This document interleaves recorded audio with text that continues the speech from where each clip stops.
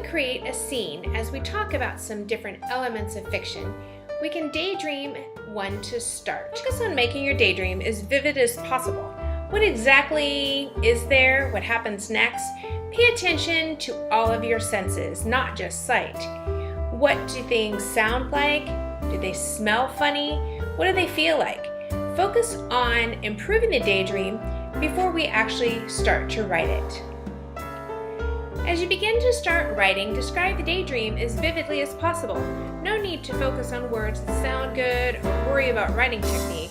Concentrate on expressing the daydream as accurately as possible. We can always go back and improve the writing later. To write a fictional story, we need fictional characters. It could be a person you see on the street or in the supermarket, and imagine a life for this person, and you have a fictional character.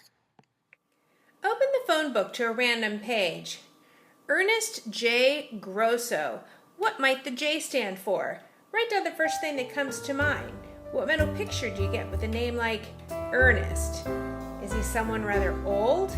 Does he have a thick accent? Is he big? Small? Turn the name you picked into a fictional character.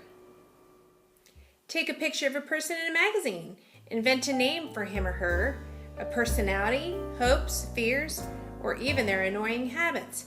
There you have it. You have another character. Fiction is categorized by different genres. If you like stories about crime scenes, usually a murder, and the process of discovering who committed it, then you might like murder mysteries. If you're the type that is always asking what if, or imagines there are possible alternatives to reality, then science fiction might interest you. Fantasy is one of my favorites.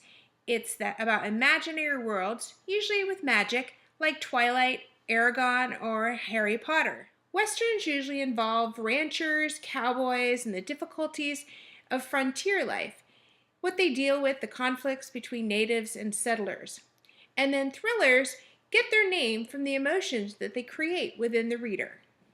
Horror stories create emotions of terror and dread, often created through the use of scary supernatural elements of gore. Romance is about love and passion, usually about two people who fall in love and the obstacles that keep them apart. Creating a fictional story means creating a plot, or the series of events that can give a story its meaning and effect. Next, we need to create a conflict. The conflict is the basic opposition or tension that sets the plot of a story in motion.